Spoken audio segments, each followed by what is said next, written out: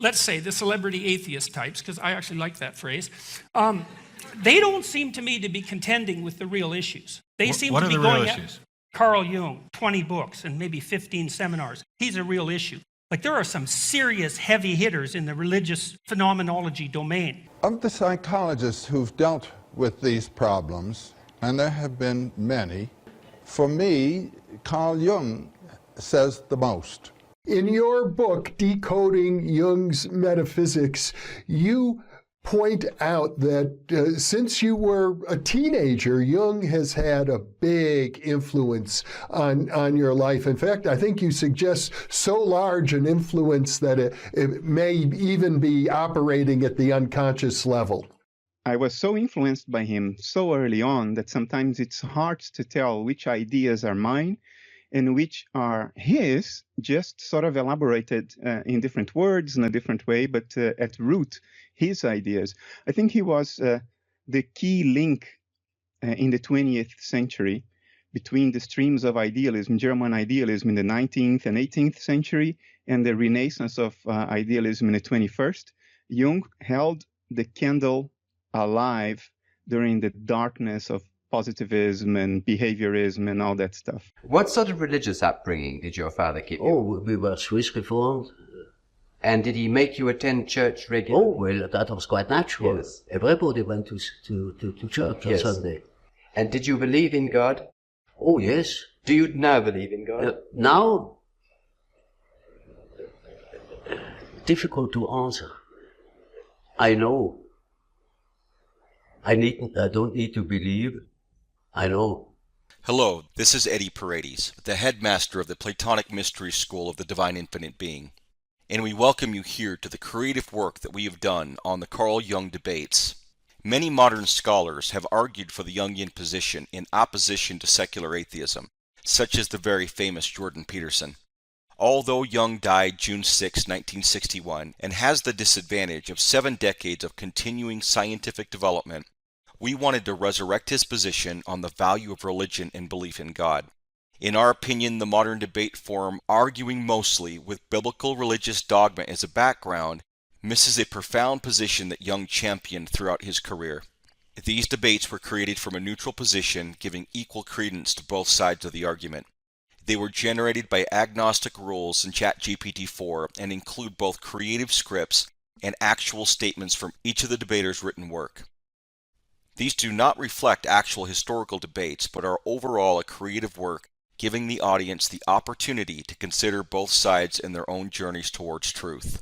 For implications of Jung's theories in the light of a modern frame, especially concerning the work started with his colleague and Nobel Prize-winning quantum physicist Wolfgang Pauli, current ideas in string theory, perennial philosophy, and religious studies, please consider reviewing our central doctrine at www.divineinfinitebeing.com. And now, without further ado, let's begin the debate forum with Carl Jung debating on the existence and relevance of God with modern secular atheism.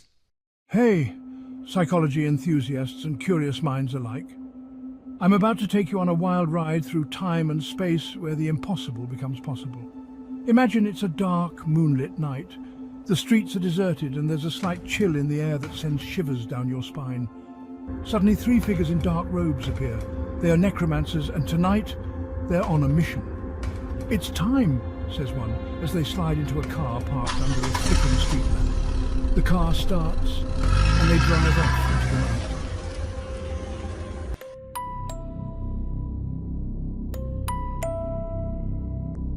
The road ahead shrouded in mist. Cut to a misty cemetery where our necromancers stop. They walk through creaking gates, their footsteps echoing in the silence. They're here to awaken none other than Carl Jung, the father of analytical psychology. They set up candles, forming a circle around Jung's grave. The air thickens, the ground trembles, mystical symbols glow, and then, arise, Carl Jung. The ground cracks open and Carl Jung rises, bewildered but alive. They return to the car, driving into the night, the city lights drawing closer.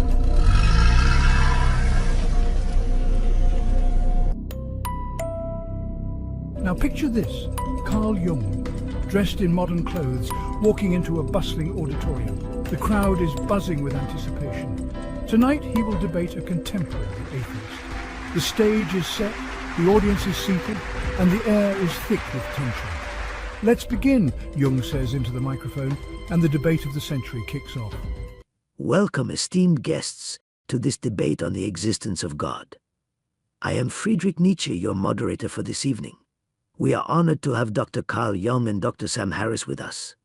Let us begin with opening statements. Dr. Jung, you have the floor. The question of God's existence is central to the human experience. As I have explored in my work, the religious need longs for wholeness, and the universe of inner experience is as vast and mysterious as the external cosmos. The concept of God serves as a profound symbol of the self, representing the totality of the psyche. The existence of God is not supported by evidence and reason. As I have argued, theology is now little more than a branch of human ignorance. Belief in God is a remnant of pre-scientific thinking, and it is time to move beyond such superstitions. Intriguing perspectives from both sides. Let us delve deeper into the discussion. Dr. Jung, you mentioned the symbolic nature of God. Could you elaborate on how this symbolic understanding aligns with the psychological needs of individuals? Certainly. The symbol of God functions as an archetype within the collective unconscious. It provides a framework for individuals to understand their inner experiences and to navigate the mysteries of life. As I have noted, God is the name by which I designate all things which cross my willful path violently and recklessly. This symbolic representation is crucial for integrating the various aspects of the psyche. While the symbolic interpretation of God might have psychological utility, it does not address the question of God's actual existence. As I have pointed out, science must destroy religion. The reliance on religious symbols can hinder our understanding of the world through rational and empirical methods. It is evident that the concept of God can be seen both as a psychological tool and a potential barrier to scientific understanding. I am reminded of my own critique of religion where I stated, God is dead. God remains dead. And we have killed him. Let us explore the implications of these views further. Dr. Jung, do you believe the symbolic nature of God can coexist with scientific inquiry? Yes, I believe that the symbolic nature of God and scientific inquiry can coexist.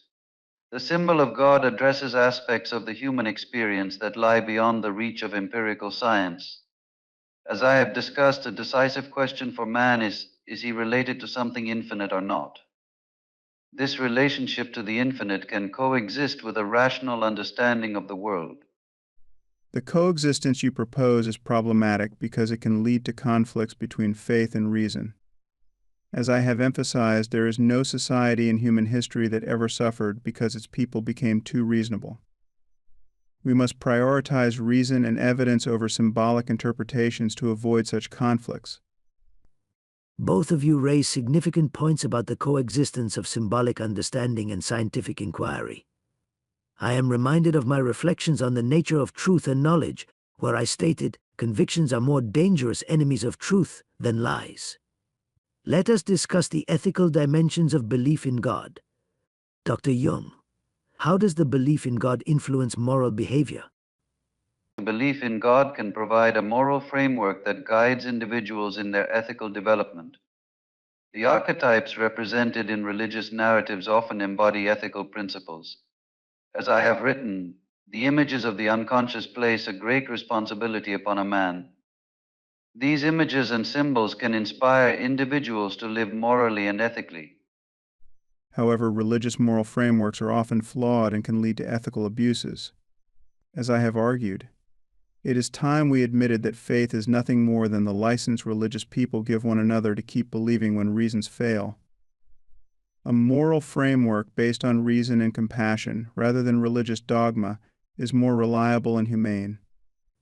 It is clear that the ethical implications of belief in God are complex and multifaceted. I am reminded of my own work on morality, where I emphasize the importance of individual will and creativity, stating you have your way. I have my way. As for the right way, the correct way, and the only way, It does not exist. Let us now turn to the social impact of belief in God. Dr. Jung, how do you view the role of belief in God in shaping societies? Belief in God has historically played a crucial role in shaping societies by providing a shared narrative and sense of purpose. As I have noted, religion is a defense against a religious experience. This defense mechanism has unified communities and provided a foundation for cultural values. While belief in God has shaped societies, it has often done so through coercion and division. As I have pointed out, religious faith is the most prolific source of violence in our history. Societies must move beyond religious belief to achieve true unity and progress based on reason and evidence. The social impact of belief in God is indeed significant. I am reminded of my critique of societal values where I stated, in individuals, insanity is rare, but in groups, parties, nations, and epochs, it is the rule. Gentlemen, as we continue, what are your thoughts on the psychological benefits versus the societal harms of belief in God? The psychological benefits of belief in God are substantial. It provides a framework for individuals to find meaning and cope with existential anxieties. As I have written, the gods have become our diseases. This indicates the deep psychological connection between belief and mental health. While there may be psychological benefits, they do not outweigh the societal harms. Belief in God often perpetuates ignorance and hinders scientific and social progress. As I have argued, we have a choice. We can either have a 21st century conversation about morality and human well-being, a conversation in which we avail ourselves of all the scientific insights and philosophical arguments that have accumulated in the last 2,000 years of human thought, or we can persist in the fantasy that we have all the information we need in our holy books. The balance between personal psychological benefits and societal impacts is a crucial aspect of this debate. I am reminded of my concept of the Übermensch, where I emphasize the importance of transcending traditional beliefs to create new values. As I wrote, man is something that shall be overcome. What have you done to overcome him? Dr. Jung, how do you see belief in God contributing to the development of new values and personal growth? Belief in God contributes to the development of new values by facilitating the process of individuation, where individuals integrate various aspects of their psyche. As I have noted, the experience of the self is always a defeat for the ego. This process of self-realization and integration can lead to the creation of new values and personal growth. True personal growth and the development of new values come from intellectual freedom and the pursuit of knowledge. As I have stated, science and reason are essential to achieving progress and well-being. By freeing ourselves from religious constraints, we can achieve genuine progress and well-being. The pursuit of wisdom and the exploration of new values are indeed timeless endeavors. Gentlemen, let us now discuss the future of belief in God. Dr. Jung, how do you envision the future role of belief in God in an increasingly interconnected and secular world? The future of belief in God may involve a shift towards a more symbolic and psychological understanding. As societies become more secular, the archetypal elements of religious belief will continue to resonate. As I have noted, as far as we can discern, the sole purpose of human existence is to kindle a light in the darkness of mere being. This suggests that the need for meaning and connection will find new expressions. In a globalized and secular world, I hope to see belief in God lose its influence over public life and policy. As I have argued, the separation of church and state is essential for the progress of human rights and freedom. A world driven by reason and science, free from the constraints of religious belief, will be better equipped to address global challenges and promote human well-being. The future of belief in God is indeed a profound and complex question. I am reminded of my own reflections on the evolution of humanity, where I stated, "What does your conscience say? You should become who you are." Gentlemen, your perspectives have been enlightening so far. Moving forward, let's address the cosmological argument: what caused the universe to exist, and does that cause necessitate a God? Dr. Jung, would you like to begin? The cosmological argument posits that the existence of the universe requires an initial cause, which many interpret as God. From a psychological perspective, the concept of a prime mover or first cause is deeply embedded in the human psyche. As I have noted, the idea of a universal principle is an archetype that speaks to our need for a comprehensive understanding of the cosmos. This archetype helps us to make sense of the unknown, providing a symbolic framework for the mysteries of existence. The cosmological argument, while intriguing, does not necessarily lead to the conclusion that a God exists. As I have argued, the fact that we cannot explain the origins of the universe with complete certainty does not justify the leap to a theistic explanation. The scientific method seeks to understand the origins of the universe through natural explanations, such as the Big Bang theory, which does not require the invocation of a deity. The cosmological argument raises profound questions about the nature of existence and causality. I am reminded of my critique of traditional metaphysics, where I stated, all things are subject to interpretation. Whichever interpretation prevails at a given time is a function of power and not truth. Dr. Jung, how do you reconcile the archetypal need for a first cause with the advances in scientific understanding? The archetypal need for a first cause serves a symbolic function, providing a narrative that helps individuals make sense of the cosmos. However, this does not negate the importance of scientific inquiry. As I have observed, science and religion are not mutually exclusive. They address different aspects of human experience. While science explores the mechanisms of the universe, the archetype of a first cause addresses the psychological need for meaning and coherence. While it is true that science and religion address different aspects of human experience, it is crucial to recognize the limitations of each. The cosmological argument often relies on a misunderstanding of causality at the quantum level, where traditional notions of cause and effect do not apply in the same way. As I have noted, the appeal to a divine cause is an attempt to fill gaps in our understanding with comforting myths rather than rigorous explanations. We should strive for explanations that are grounded in evidence and reason. The interplay between symbolic interpretation and scientific explanation is indeed complex. I am reminded of my reflections on the will to power, where I stated, to live is to suffer, to survive is to find some meaning in the suffering. The search for a cause of the universe touches on our deepest existential concerns. Dr. Jung, do you think the symbolic need for a first cause could evolve as our scientific understanding progresses? Yes, I believe that the symbolic need for a first cause will evolve alongside our scientific understanding. As our knowledge of the universe expands, the symbols and archetypes we use to interpret our experiences will also transform. As I have noted, the psyche is the greatest of all cosmic wonders, and the sine qua non of the world as an object. Our inner world reflects and adapts to our growing comprehension of the outer world. As our scientific understanding evolves, the necessity of invoking a God to explain the universe diminishes. The progress of science demonstrates that natural explanations can account for phenomena that were once attributed to divine intervention. As I have argued, we must break the spell of religious dogma and embrace a worldview grounded in reason and empirical evidence. This approach allows us to seek answers that are both intellectually satisfying and empirically verifiable. The discussion of causality and the universe's origins is indeed profound and touches on many philosophical and existential themes.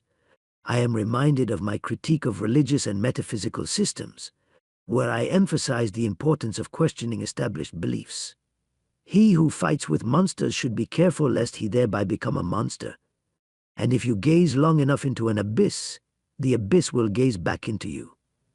Gentlemen, let us now turn to the implications of the cosmological argument for our understanding of existence and the human condition.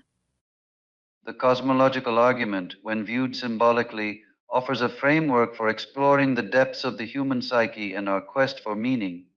It invites us to consider the mysteries of existence and our place within the cosmos. As I have written, man cannot stand a meaningless life. The search for a first cause reflects our innate desire to find purpose and coherence in our lives. The implications of the cosmological argument, however, should not deter us from seeking natural explanations for the origins of the universe. Embracing a scientific worldview allows us to confront the mysteries of existence with humility and curiosity. rather than resorting to supernatural explanations. As I have noted, the highest ethical life is lived in the clear knowledge that we are ultimately alone in a universe indifferent to our existence. This perspective encourages us to create meaning through our actions and relationships rather than relying on metaphysical constructs. The exploration of existence and the human condition through the lens of the cosmological argument reveals the tension between symbolic interpretation and scientific inquiry.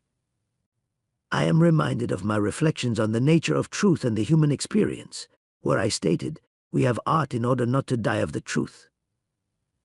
Let us now turn our attention to the problem of non-belief. Why are there people who don't believe in God if God exists?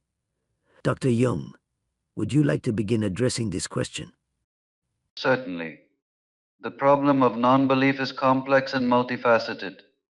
From a psychological perspective, individuals may not believe in God due to various factors such as upbringing, personal experiences, or a lack of compelling evidence that resonates with their worldview. As I have explored in my work, religious belief is deeply intertwined with the psyche's need for meaning and coherence.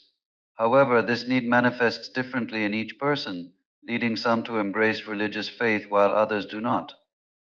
The problem of non-belief can also be understood through the lens of rationality and skepticism. Many people do not believe in God because they find insufficient evidence or logical inconsistencies in religious doctrines. As I have argued, the burden of proof lies with those making extraordinary claims, such as the existence of a deity.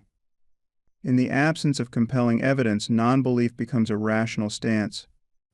The existence of non-belief challenges traditional religious perspectives that posit God's omnipotence and universal relevance. I am reminded of my critique of religious morality, where I stated, faith not wanting to know what is true. Dr. Jung, how do you reconcile the existence of non-belief with the concept of a universal deity? Non-belief can be seen as a natural expression of human diversity and autonomy. The archetype of the self, which is symbolized by God, manifests differently in each individual. As I have noted, the religious experience is as multifaceted as human consciousness itself. This diversity allows for varying degrees of belief and non-belief, reflecting the complexities of human psychology and existential inquiry. Moreover, the problem of non-belief highlights the subjective nature of religious experience and belief. People may not believe in God because they have not had a personal experience that convinces them of God's existence. As I have argued, religious experience is highly subjective and often influenced by cultural and psychological factors. This subjectivity underscores the importance of critical thinking and skepticism in evaluating religious claims. The problem of non-belief also raises questions about the role of individual autonomy and intellectual freedom in matters of faith. I am reminded of my critique of herd mentality, where I stated, the individual has always had to struggle to keep from being overwhelmed by the tribe. Dr. Jung, how do you view the relationship between individual autonomy and religious belief?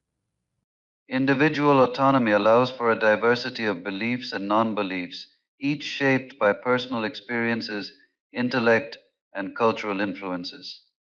The quest for meaning and spiritual fulfillment is a deeply personal journey that may lead individuals to embrace religious faith or seek alternative philosophies. As I have observed, the psyche strives instinctively for wholeness. This striving manifests uniquely in each person's approach to existential questions, including belief in God. Individual autonomy empowers people to critically examine religious claims and choose their beliefs based on reasoned inquiry rather than conformity. The problem of non-belief is a testament to the diversity of human thought and the importance of intellectual freedom in shaping our understanding of the world. As I have noted, we should strive to create a society where individuals are free to explore their beliefs and convictions without fear of reprisal or ostracism. The tension between belief and non-belief reflects broader societal shifts towards secularism and skepticism. I am reminded of my critique of traditional values, where I stated, the surest way to corrupt a youth is to instruct him to hold in higher esteem those who think alike than those who think differently. Gentlemen, as we continue, What are your thoughts on the implications of non-belief for our understanding of religious faith and the human condition? Non-belief challenges us to reconsider the nature of religious faith as a personal and subjective experience. It invites us to explore the diversity of human spirituality and the ways in which individuals seek meaning and purpose in their lives. As I have written, religion is a defense against a religious experience. Non-belief can serve as a catalyst for deeper introspection and dialogue about the nature of faith and existential fulfillment. The existence of non-belief underscores the need for open dialogue and respectful engagement between believers and non-believers. It encourages us to critically examine religious doctrines and their implications for society and individual well-being. As I have argued, we should cultivate a culture of intellectual honesty and humility in our pursuit of truth and meaning. Non-belief contributes to this dialogue by challenging us to seek answers that are grounded in reason and evidence. The problem of non-belief also invites us to reconsider the foundations of morality and human values outside of religious frameworks. I am reminded of my critique of traditional morality, where I stated, morality is the herd instinct in the individual. Dr. Jung, how do you see non-belief shaping the future of religious discourse and ethical inquiry? Non-belief encourages us to explore alternative perspectives on ethics and spirituality beyond traditional religious doctrines. It challenges religious communities to engage in dialogue with secular thought and embrace diverse interpretations of the human experience. As I have noted, the unconscious is the source of the most meaningful human experiences. This source inspires us to transcend dogma and embrace a more inclusive approach to ethics and existential inquiry. Moreover, non-belief fosters a culture of intellectual freedom and inquiry that is essential for progress and human flourishing. It encourages us to confront difficult questions about the nature of existence and our place in the universe without relying on supernatural explanations. As I have argued, we should strive to build a society where reason and compassion guide our moral and ethical decisions. This vision promotes a future where beliefs are grounded in evidence and humanistic values. The exploration of non-belief challenges us to rethink the role of faith in shaping human culture and individual identity. I am reminded of my critique of religious dogma, where I stated, faith means not wanting to know what is true. Gentlemen, as we conclude our discussion on the problem of non-belief, what final thoughts would you like to share on this topic? Non-belief invites us to embrace the diversity of human thought and experience in our quest for understanding and meaning. It encourages us to approach religious and existential questions with humility and openness to different perspectives. As I have observed, the psyche's need for meaning transcends cultural and religious boundaries. This need continues to inspire us to explore new avenues of spiritual and ethical inquiry. The problem of non-belief challenges us to cultivate a society where intellectual freedom and critical thinking are valued as essential components of human progress. It encourages us to seek truth and meaning through reasoned inquiry and evidence-based approaches. As I have emphasized, we should strive to build a world where beliefs are based on reason and compassion rather than superstition and dogma. This vision guides us towards a future where non-belief and belief can coexist in respectful dialogue and mutual understanding. The problem of non-belief reminds us of the complexity of human thought and the diversity of existential perspectives that shape our understanding of the world. It invites us to embrace intellectual freedom and creativity in our pursuit of truth and meaning. As I have written, one must still have chaos in oneself to be able to give birth to a dancing star. Let us now delve into a deeply troubling and perennial issue: the suffering of the innocent. Why do innocent people suffer? And how does that relate to the concept of a just God? Dr. Jung, would you like to begin? The suffering of the innocent is one of the most challenging aspects of the human experience. From a psychological perspective, suffering can be understood as an integral part of the individuation process. As I have noted, there is no coming to consciousness without pain. This suffering often serves as a catalyst for personal growth and self-realization. However, this perspective does not necessarily address the theological implications of a just and benevolent God allowing such suffering. The problem of innocent suffering is indeed a critical challenge to the concept of a just and omnipotent deity. If an all-powerful and benevolent God exists, the existence of seemingly arbitrary and unjust suffering calls into question either God's omnipotence, benevolence, or both, as I have argued. The reality of innocent suffering is more plausibly explained by the randomness and indifference of nature than by the existence of a loving God. Natural disasters, diseases, and other forms of suffering are better understood through the lens of natural processes rather than divine will. The existence of innocent suffering indeed raises profound questions about the nature of divinity and justice. I am reminded of my critique of religious morality, where I stated, to talk about justice is an insult to natural selection, which knows no justice. Dr. Jung, how do you reconcile the psychological role of suffering with the theological problem it presents? The reconciliation lies in understanding suffering as part of the larger framework of human existence. Suffering often propels individuals towards a deeper understanding of themselves and their place in the world. However, from a theological perspective, this does not fully answer why a just God would allow such suffering. One might consider that the archetype of the suffering God, present in many religious traditions, reflects this paradox. As I have noted, the gods are personifications of unconscious contents. These archetypes mirror the complexities and contradictions inherent in the human experience of suffering. While psychological interpretations of suffering can provide some comfort, they do not resolve the theological problem. The existence of innocent suffering is incompatible with the notion of a just and benevolent deity, as I have pointed out. The world's suffering poses a fatal challenge to the idea that an omniscient, omnipotent, and wholly benevolent God exists. This suffering is more coherently explained by understanding the universe as indifferent to human suffering, a perspective that aligns with a secular scientific worldview. The tension between the psychological and theological interpretations of suffering indeed highlights a critical aspect of human experience. I am reminded of my own reflections on suffering and human existence, where I stated, to live is to suffer, to survive is to find some meaning in the suffering. Dr. Jung, how do you see the role of religious narratives in providing meaning to the suffering of the innocent? Religious narratives often provide a symbolic framework that helps individuals make sense of their suffering. These narratives can offer a sense of purpose and context, suggesting that suffering has a deeper, often redemptive meaning. For example, the story of Job in the Bible addresses the profound question of why the innocent suffer. As I have observed, religious symbols are the means by which the psyche finds expression. Through these symbols, individuals can find solace and meaning in their experiences of suffering. However, the solace provided by religious narratives does not address the fundamental issue of why a just God would permit such suffering in the first place. The existence of widespread and seemingly random suffering suggests a naturalistic rather than a theistic explanation. As I have argued, the universe we observe has precisely the properties we should expect if there is, at bottom, no design, no purpose, no evil, no good, nothing but pitiless indifference.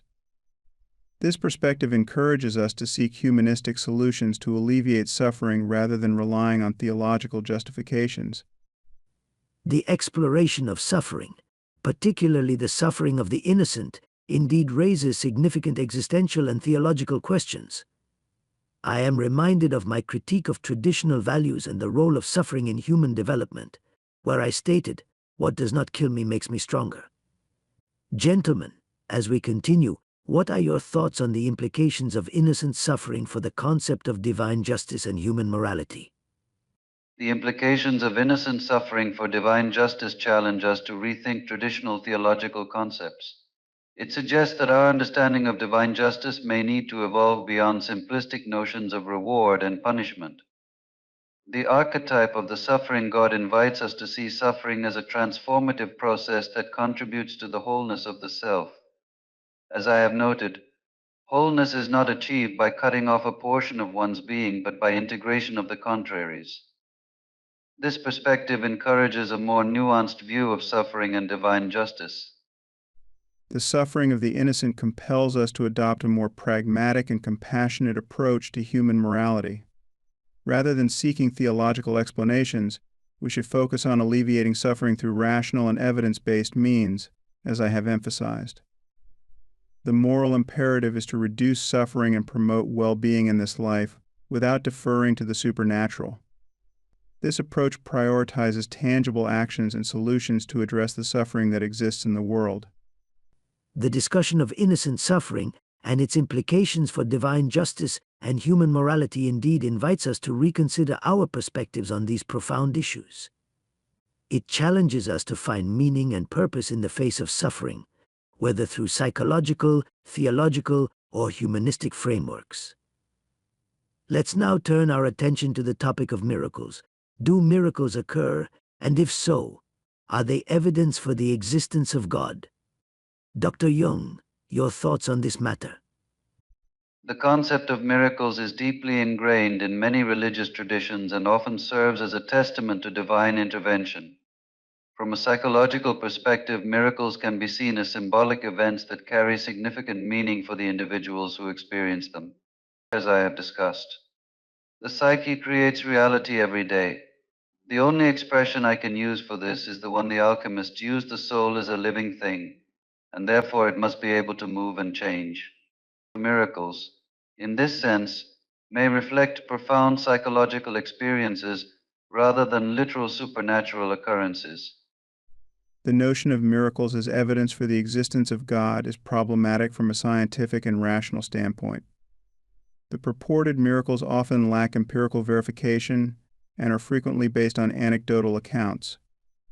As I have argued, extraordinary claims require extraordinary evidence. In most cases, the so-called miracles can be explained by natural phenomena, coincidences, or psychological factors. Accepting miracles as evidence for God undermines the principles of critical thinking and scientific inquiry. The interpretation of miracles as either psychological phenomena or divine interventions indeed raises significant questions about the nature of reality and belief. I am reminded of my critique of metaphysical concepts, where I stated, "A casual stroll through the lunatic asylum shows that faith does not prove anything." Dr. Jung, how do you differentiate between psychological experiences that are perceived as miracles and actual supernatural events? The differentiation lies in understanding the symbolic nature of these experiences. A perceived miracle often represents an archetypal moment that resonates deeply with the individual's unconscious mind. As I have noted, the images of the unconscious place a great responsibility upon a man. Failure to understand them, or a shrinking back from understanding, can bring about a dissociation of personality. These experiences should be interpreted as meaningful psychological events rather than literal supernatural occurrences. Furthermore, the belief in miracles often stems from a lack of understanding of natural laws and scientific principles. Many phenomena once considered miraculous have been explained through advancements in science. As I have emphasized, science has done more for the development of Western civilization in 100 years than Christianity did in 1700 years. This underscores the importance of seeking natural explanations rather than resorting to supernatural ones. The reliance on miracles as evidence for the existence of God indeed challenges the foundations of both faith and reason.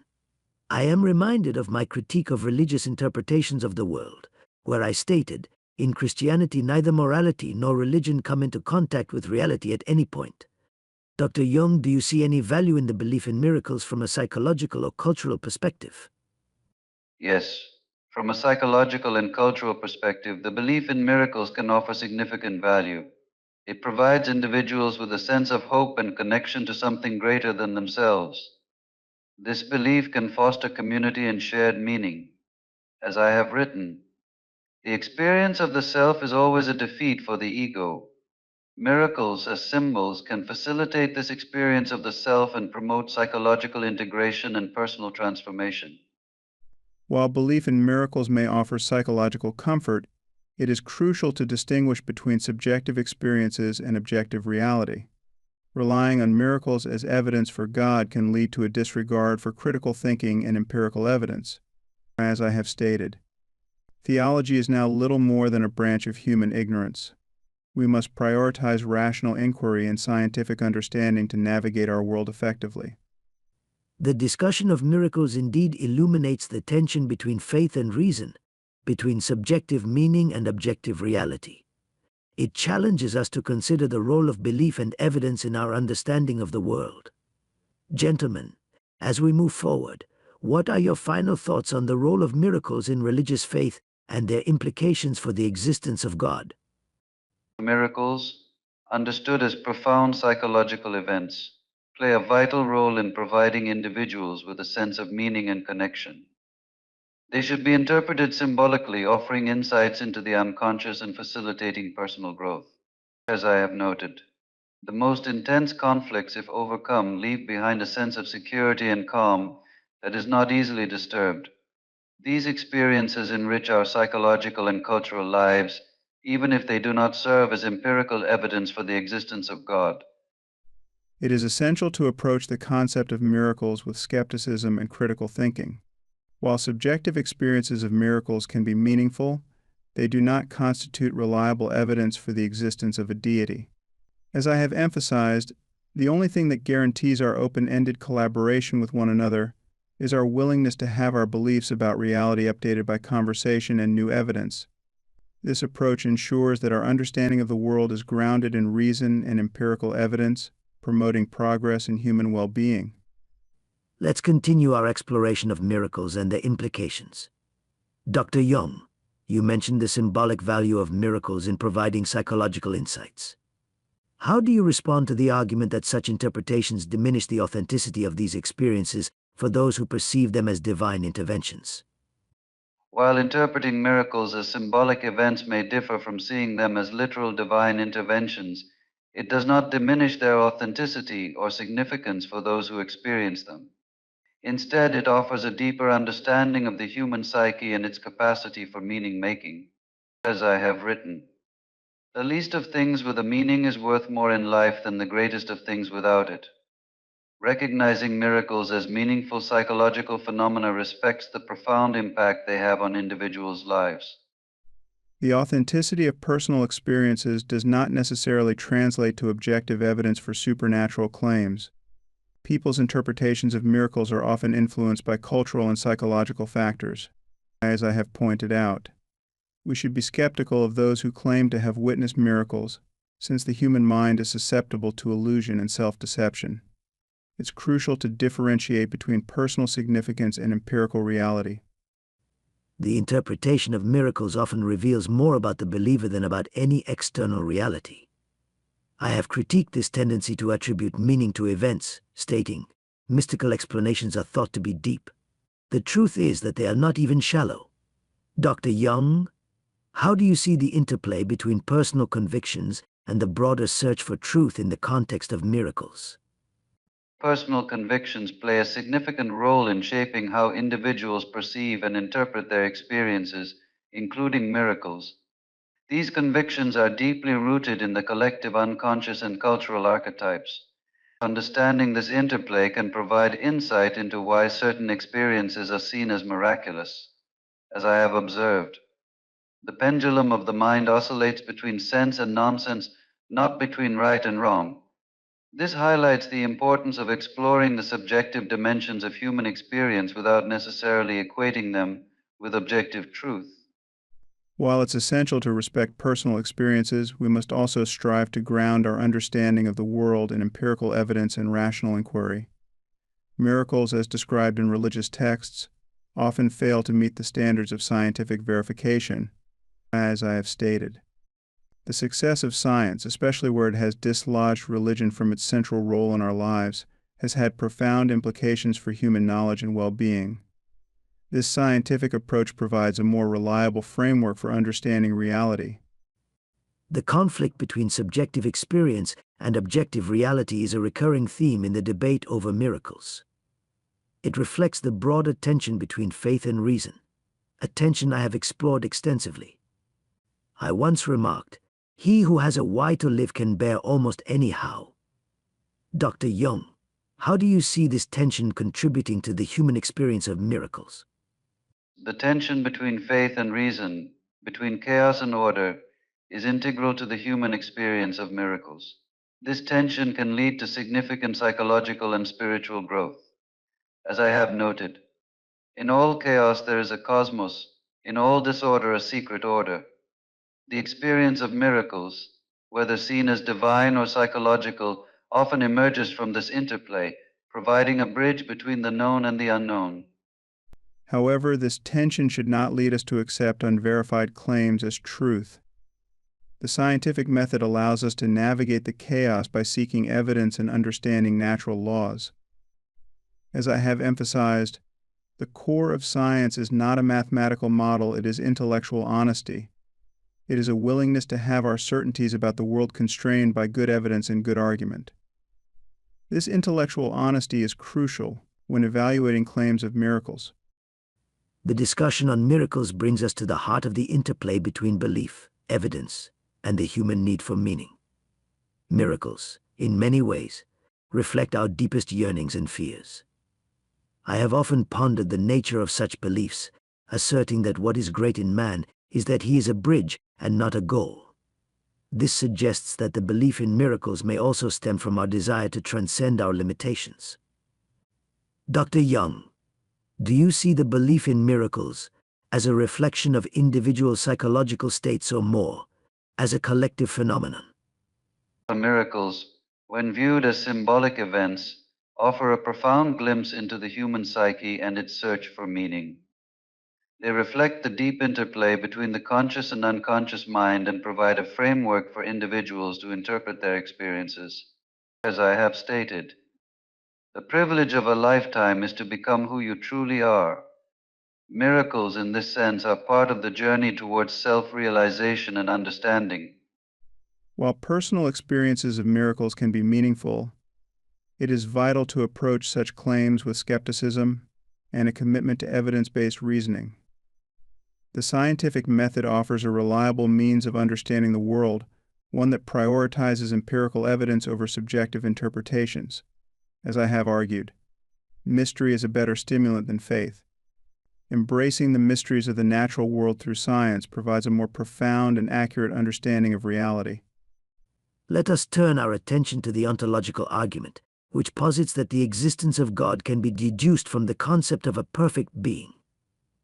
Dr. Jung, how do you view the argument that the very idea of a perfect being necessitates its existence? The ontological argument is intriguing from a psychological perspective because it taps into the archetype of the perfect or the divine. However, this does not necessarily mean that such a being exists in reality. As I have noted, who looks outside dreams, who looks inside awakes. The concept of a perfect being may reflect an inner psychological reality rather than an external one.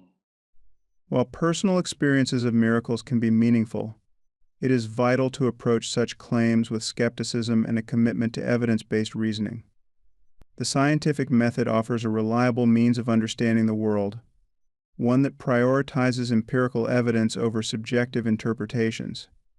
As I have argued, it is difficult to think of a discipline whose truths have improved by pretending they are already known. Embracing the mysteries of the natural world through science provides a more profound and accurate understanding of reality. The notion of a perfect being can be seen as a projection of human desires and aspirations. I have critiqued this tendency, stating, man is the cruelest animal. This highlights how our ideas of perfection often mask deeper, more troubling aspects of our nature. Dr. Jung, do you think the concept of a perfect being might serve as a psychological coping mechanism? Indeed, the concept of a perfect being can function as a psychological coping mechanism, helping individuals manage the uncertainties and anxieties of life.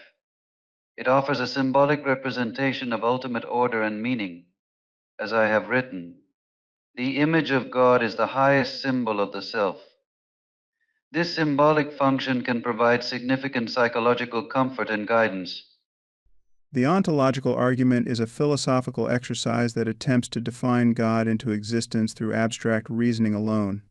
However, as I have pointed out, the practice of science is a way of life that can admit only reasoned discourse as a form of persuasion. we must be cautious not to mistake conceptual frameworks for empirical realities. Grounding our understanding of existence in evidence and reason is crucial for navigating the complexities of belief and knowledge. The debate over the ontological argument underscores the tension between abstract concepts and tangible reality. It challenges us to question the foundations of our beliefs and the ways we construct meaning. As I have observed, and those who were seen dancing were thought to be insane by those who could not hear the music. Dr. Jung, how do you see this tension playing out in the context of the ontological argument? The tension between abstract concepts and tangible reality is central to the human experience. The ontological argument represents an attempt to bridge this gap through the power of thought and imagination. However, the true value lies not in proving the existence of God, but in understanding what this concept reveals about the human psyche. As I have stated, the creation of something new is not accomplished by the intellect, but by the play instinct acting from inner necessity. This creative process reflects our deepest psychological needs and aspirations. Our exploration of the ontological argument highlights the limitations of purely philosophical reasoning in establishing the existence of a perfect being. As I have argued, there is no society in human history that ever suffered because its people became too reasonable. While philosophy offers valuable insights into human thought and belief, it cannot substitute for empirical inquiry and rigorous evidence in our quest for understanding reality. Let us delve into the topic of religious experiences and their implications for the existence of God. Dr. Jung, how do you interpret religious experiences within the framework of psychology and spirituality? Religious experiences offer profound insights into the depths of human consciousness and spirituality. They often involve encounters with numinous or transcendent aspects of existence. As I have noted, your vision will become clear only when you can look into your own heart. Who looks outside dreams, who looks inside awakes. These experiences can be transformative, providing individuals with a sense of connection to something greater than themselves. While religious experiences can be deeply meaningful and transformative for individuals, they do not necessarily provide evidence for the existence of a supernatural deity. As I have argued, the distinction between the sacred and the profane is not a matter of what is seen, but of how and why it is seen. The subjective nature of religious experiences makes them difficult to verify empirically or to generalize as proof of a specific theological claim. Religious experiences often reflect our deepest existential and psychological needs. I have observed, he who fights with monsters should look to it that he himself does not become a monster. And if you gaze long into an abyss, the abyss also gazes into you. Dr. Jung, do you see religious experiences as primarily personal, or do they have broader implications for understanding the nature of reality? Religious experiences are inherently personal and subjective, rooted in individual psyches and cultural contexts. However, they can also offer insights into universal aspects of human experience and the human quest for meaning. As I have written, the shoe that fits one person pinches another. There is no recipe for living that suits all cases. These experiences often involve encounters with archetypal symbols and themes that resonate across cultures and traditions. The subjective nature of religious experiences raises significant challenges when attempting to use them as evidence for the existence of God or any specific religious doctrine. As I have stated, our minds are all we have. They are all we have ever had, and they are all we can offer others. While these experiences may be deeply meaningful on a personal level, they do not provide empirical or objective proof of supernatural entities. The interpretation of religious experiences can vary widely depending on cultural and personal factors. I have remarked, the individual has always had to struggle to keep from being overwhelmed by the tribe. If you try it, you will be lonely often, and sometimes frightened. But no price is too high to pay for the privilege of owning yourself. Dr. Jung, how do you reconcile the diversity of religious experiences with claims of universal truths about the divine? The diversity of religious experiences reflects the richness and complexity of human spirituality. These experiences can lead individuals to profound insights and personal transformations. However, the interpretation of these experiences often depends on cultural and psychological contexts. As I have noted, one does not become enlightened by imagining figures of light, but by making the darkness conscious. Religious experiences contribute to this process of individuation and self-discovery. From a scientific standpoint, religious experiences are part of the spectrum of human consciousness and psychological phenomena. They can be studied and understood in terms of brain activity, cultural influences, and psychological processes. As I have argued, religious faith depends on a host of social, psychological, and emotional factors that have little to do with the truth or falsity of religious doctrines. Exploring the underlying mechanisms of religious experiences can provide valuable insights into human cognition and behavior. We now turn to the question of whether God's existence provides a foundation for objective moral values. Dr. Jung, how do you view the relationship between divinity and morality in the context of human psychology? Morality, in my view, is deeply intertwined with the human psyche and its development. While religious frameworks often provide moral guidance, I believe that true moral insight emerges from the process of individuation and self-awareness. As I have written, the greatest and most important problems of life are all fundamentally insolvable. They can never be solved, but only outgrown. This suggests that our understanding of morality evolves with our psychological growth and self-knowledge. While religious texts have historically influenced moral values, it is essential to recognize that objective morality does not necessarily hinge on the existence of a deity. As I have argued, the universe we observe has precisely the properties we should expect if there is. At bottom, no design, no purpose, no evil, and no good, nothing but blind, pitiless indifference. Morality can be grounded in human well-being and the alleviation of suffering, independent of theological considerations. The concept of objective morality is, to me, a construct imposed by societal norms and religious dogmas. I have contended there are no eternal facts, as there are no absolute truths. Dr. Jung, do you believe that moral values are inherently tied to the divine, or do they evolve with human consciousness and societal needs? I view moral values as both a product of cultural heritage and a reflection of the deeper, archetypal aspects of the human psyche.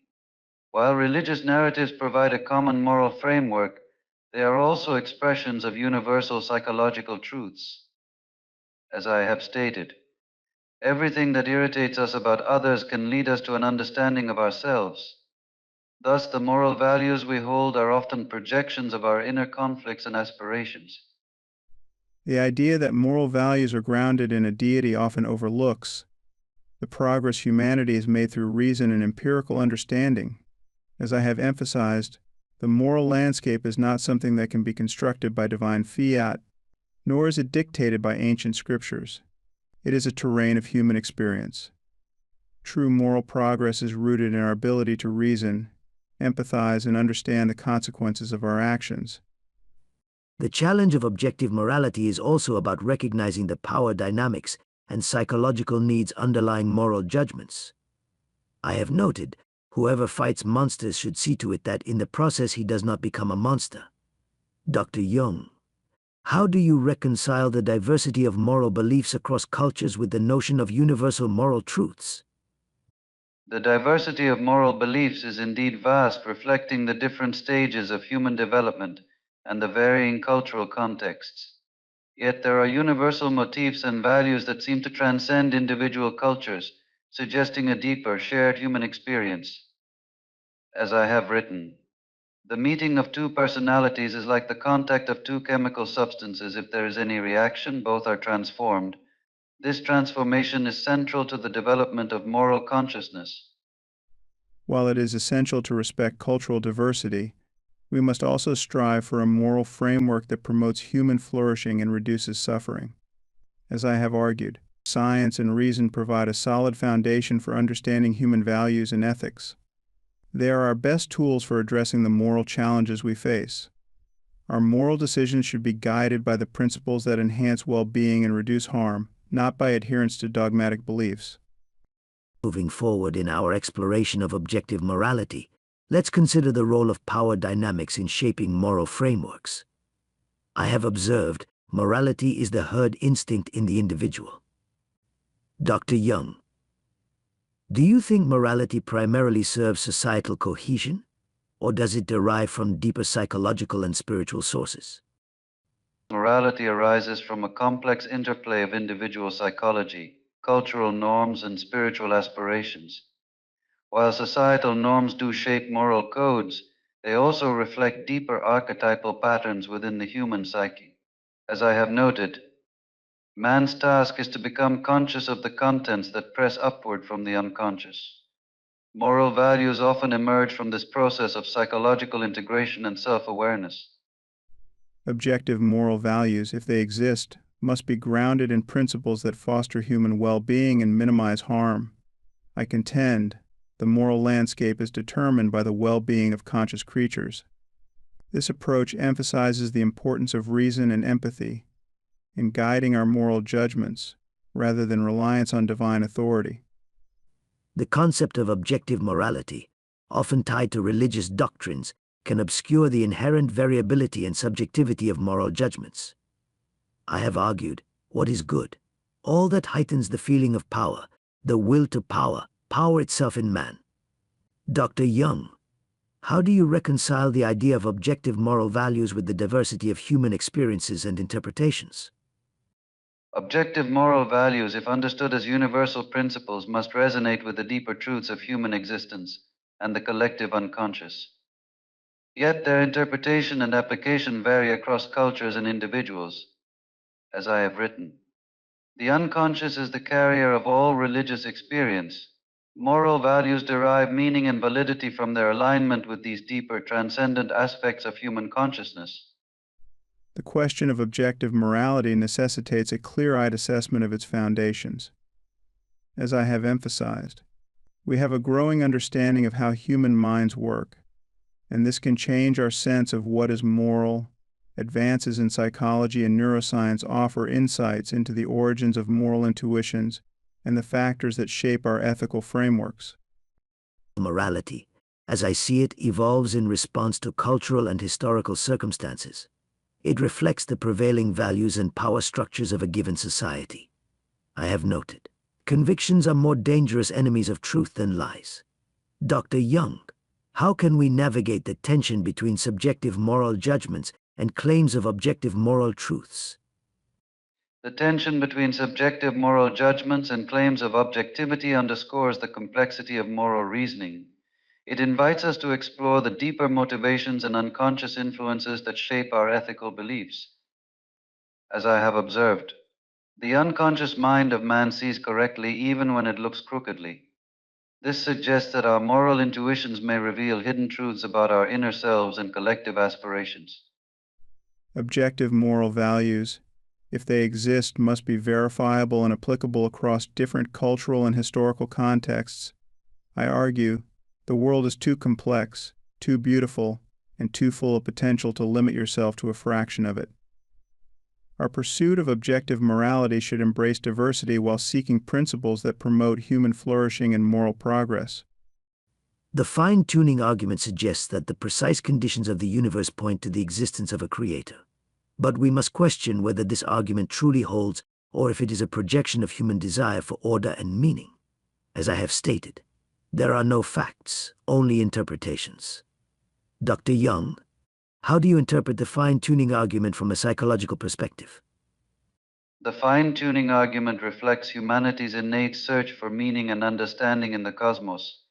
It highlights our need to see patterns and purpose in the universe. As I have written, man needs difficulties.